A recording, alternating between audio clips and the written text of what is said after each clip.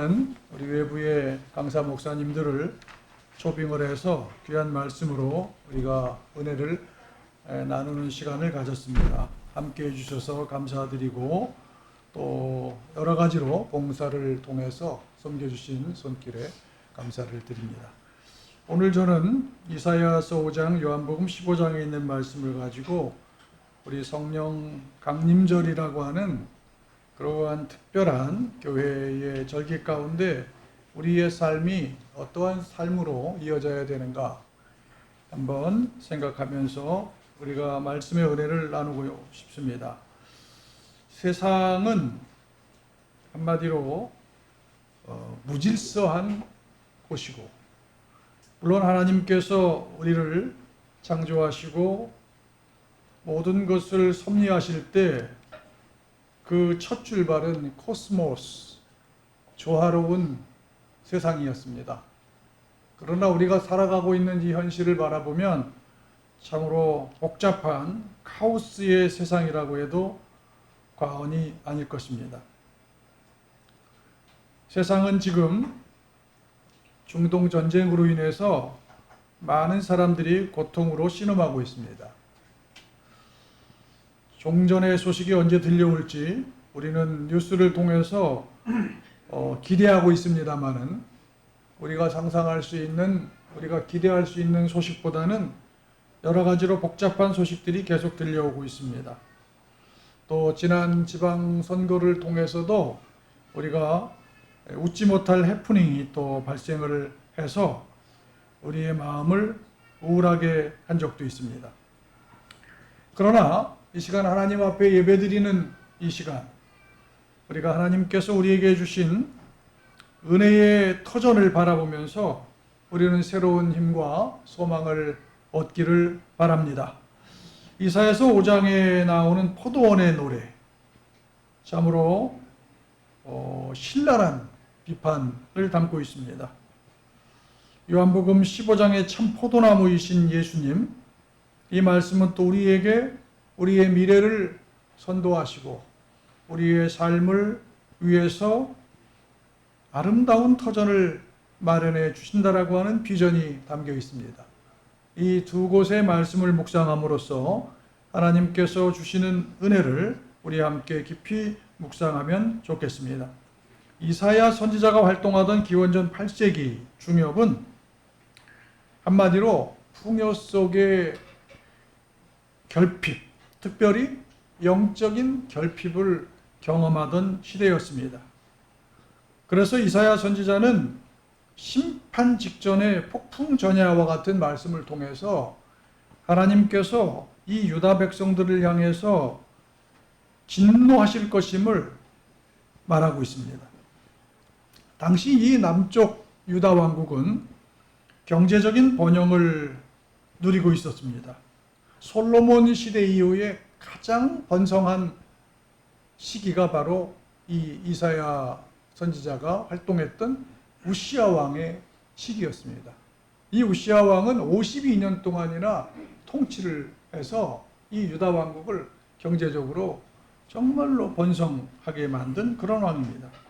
그런데 이러한 경제적인 번성 속에서 그 이면에는 권력층들이 가난한 자들의 토지를 약탈하고 지독한 양극화 현상으로 치닫는 그러한 하나님의 뜻과는 탈선된 그러한 시대를 살아가고 있었던 겁니다.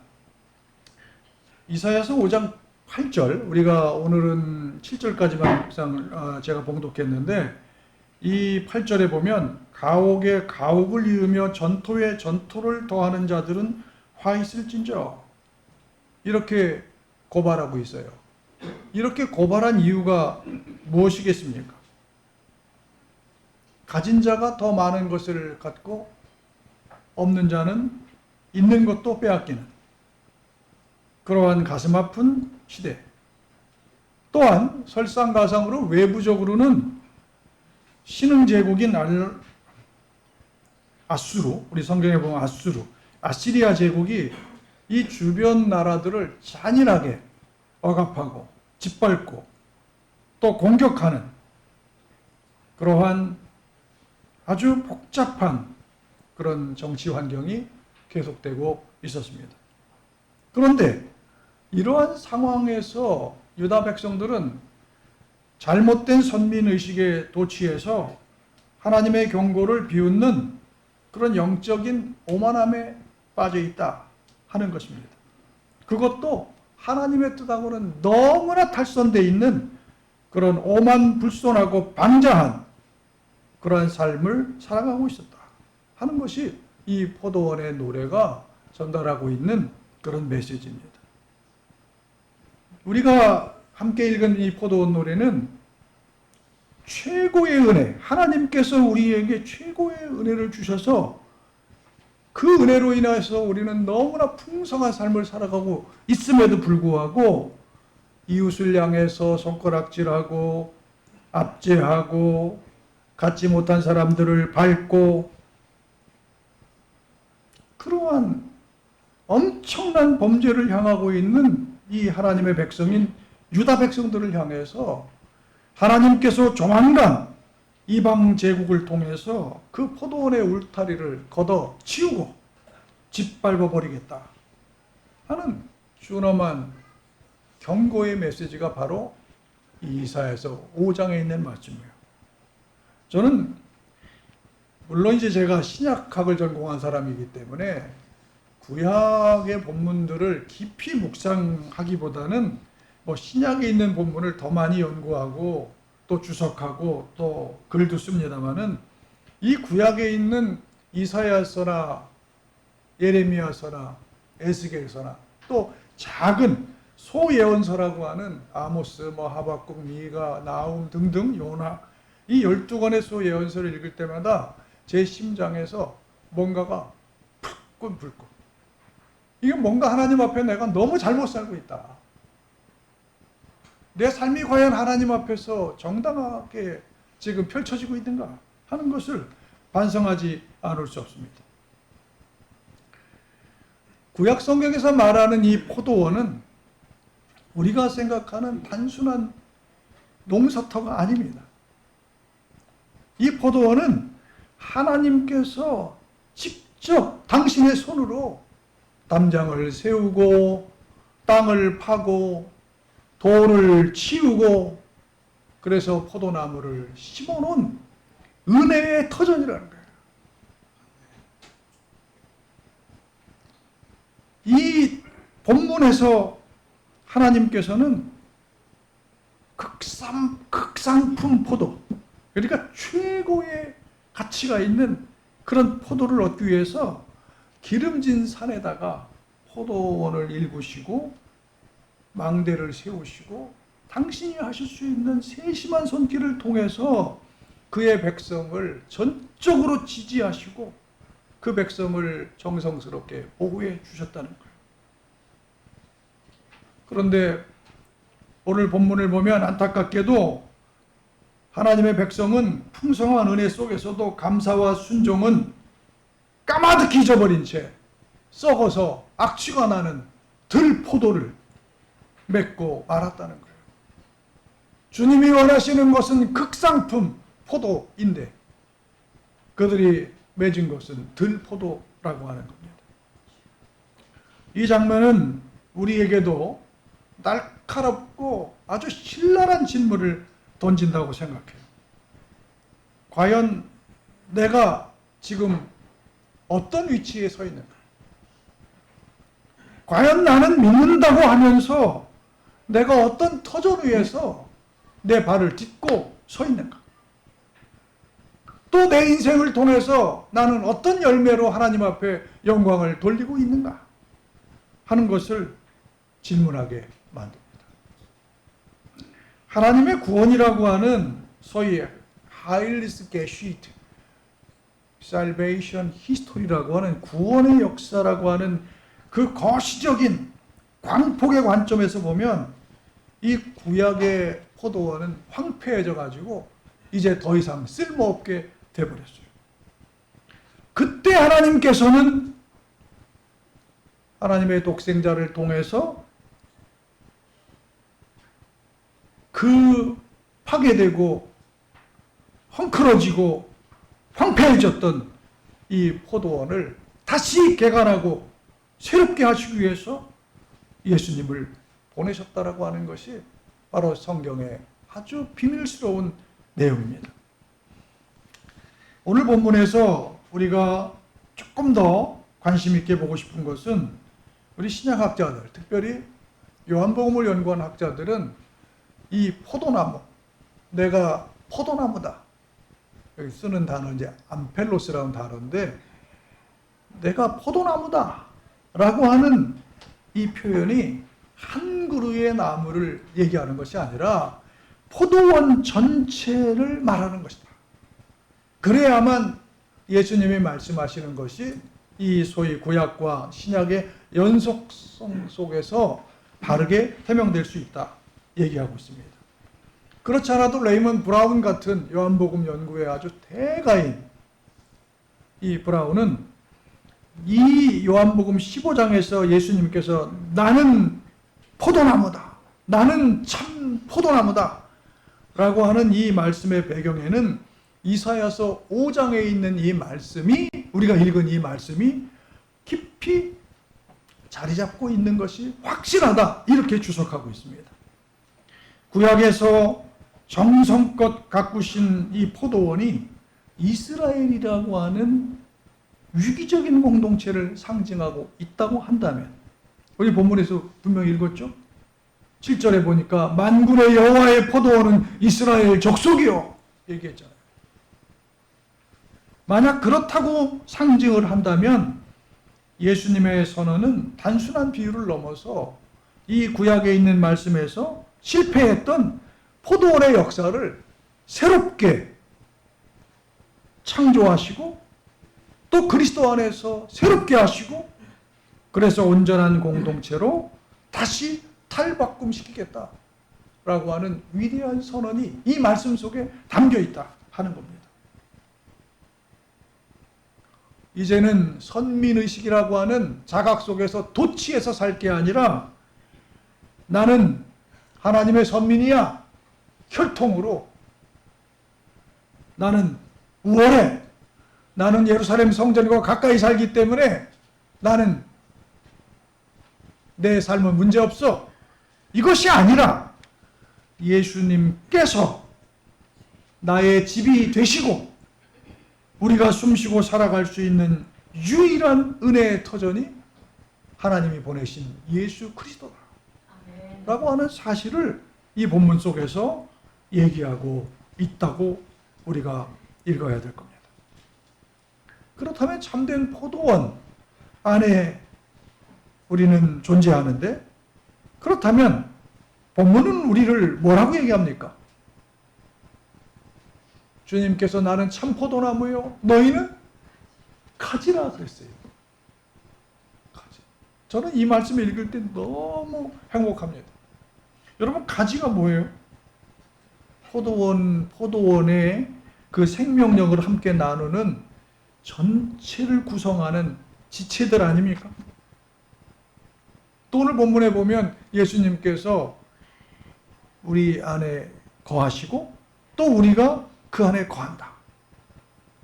이 소위 우리의 삶이 그분 안에 존재한다. 참 복잡한 세상, 우울한 세상, 힘들고 걱정이 많은 세상에서 우리가 은혜를 누릴 수 있는 유일한 터전이 주님이다. 아멘. 내가 존재할 수 있는 곳은 바로 주님의 품이다. 너무나 감사한 은혜가 아니올 수 없어요. 뿌리로부터 진액을 힘차게 빨아 올려서 생명력을 계속해서 공급받는 상태. 이게 거한다는 것이다. 그러니까 주님으로부터 우리가 생명을 공급합니다. 아멘.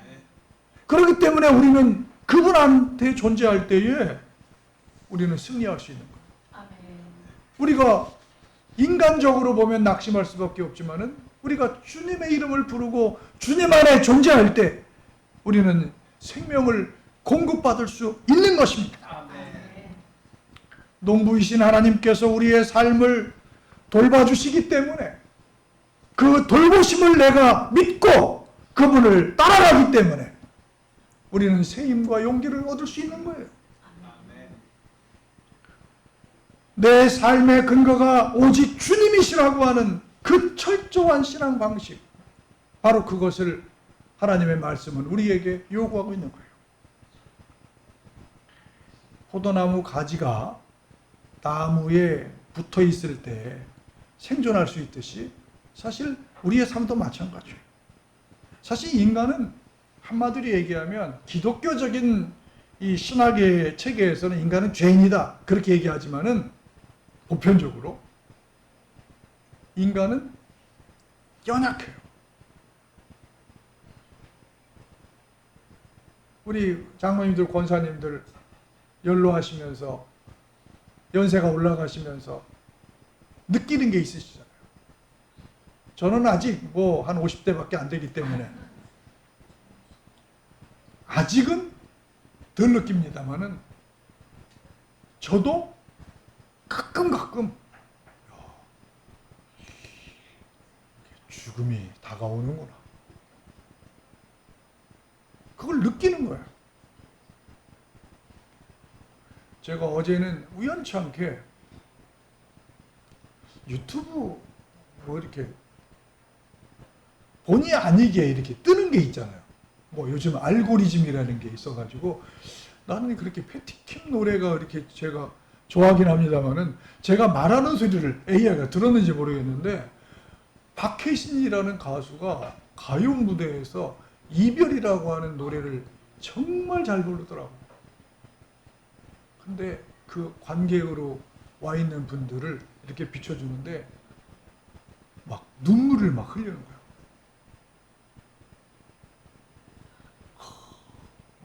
근데 그걸 보는데 야, 기록윤 씨 참 대단한 작곡가이지만 그 메시지가 진짜 강하다. 그 사람을 터치하는 거예요. 터치해. 그러니까 인간은 참 연약하구나.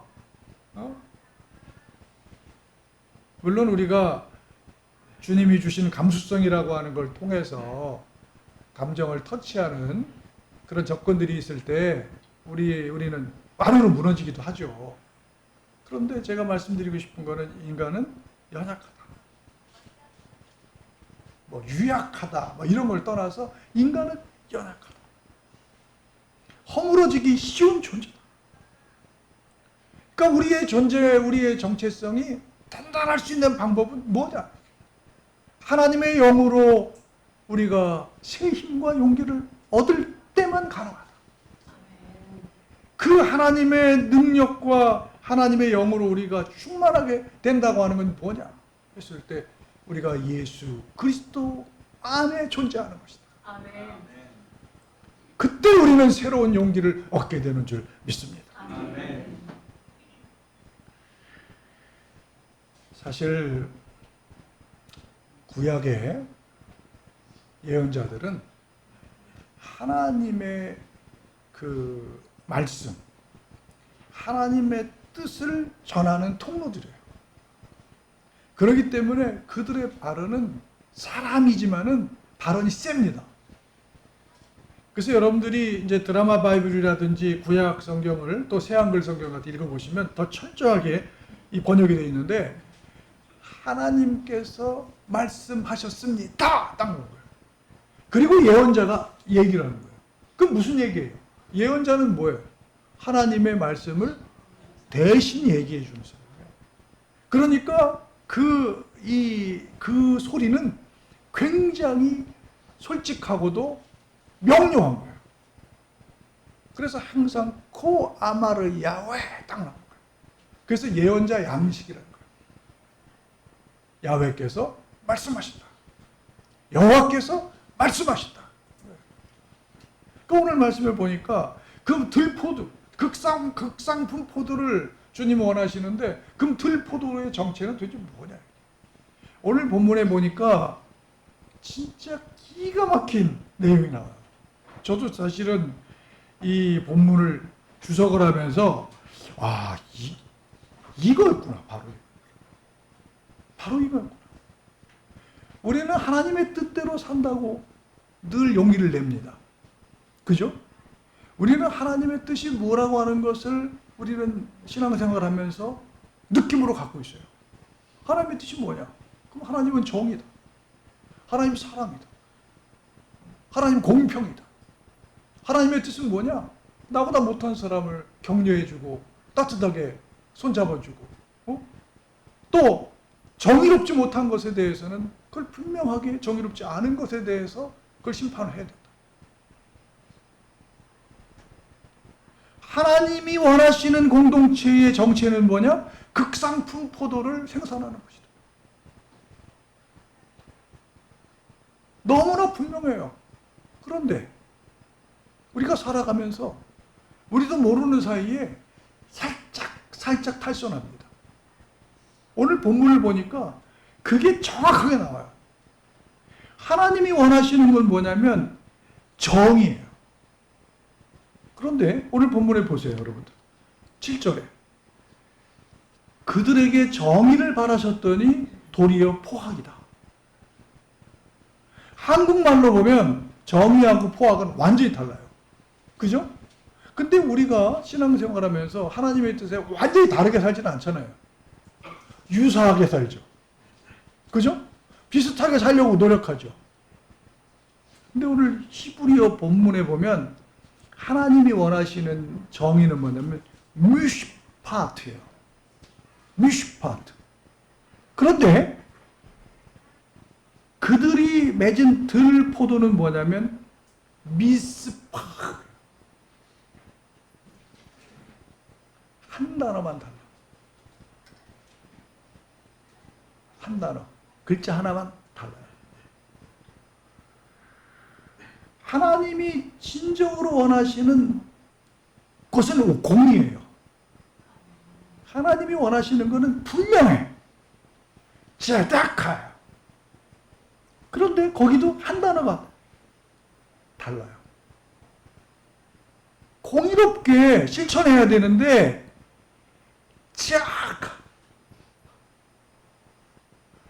한 단어가 달라. 히브리어 문자 하나가 다르게 써있어요. 아, 이거구나. 바로 이거구나.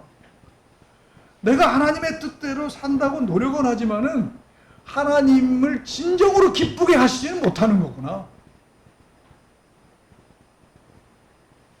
하나님이 진정으로 원하시는 것은 발음 하나 차이 속에 나타나는 거죠.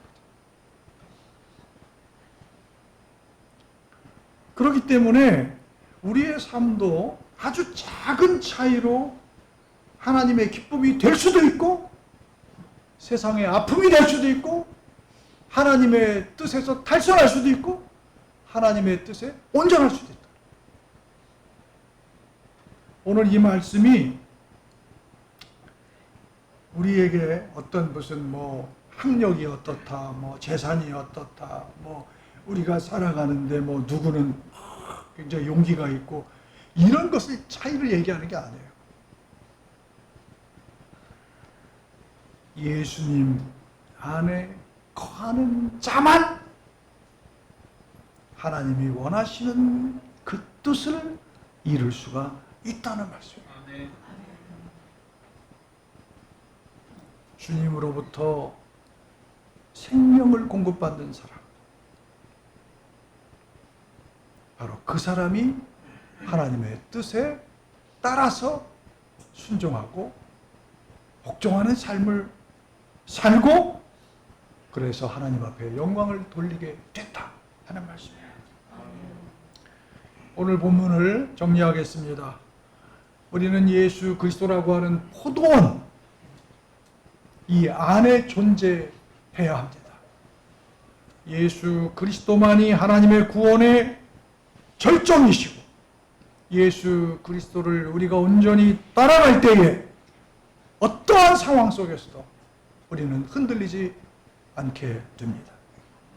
세상이 아무리 복잡하고 아무리 우리 앞에 곤란한 그런 상황이 펼쳐진다 할지라도 참된 포도원이 되시는 그분 앞에 우리가 존재할 때에 우리는 고통 가운데서도 용기를 얻게 되는 거예요. 좌절할 수밖에 없는 슬픔 가운데서도 우리는 주님께서 주시는 생명력으로 인해서 다시 일어날 수 있는 줄 믿습니다. 하나님께서 주시는 은혜를 우리는 소중하게 여기고 예수 그리스도와 함께 우리는 한 걸음 한 걸음 내딛는 그러한 우리의 일상이 되기를 주님의 이름으로 축원합니다.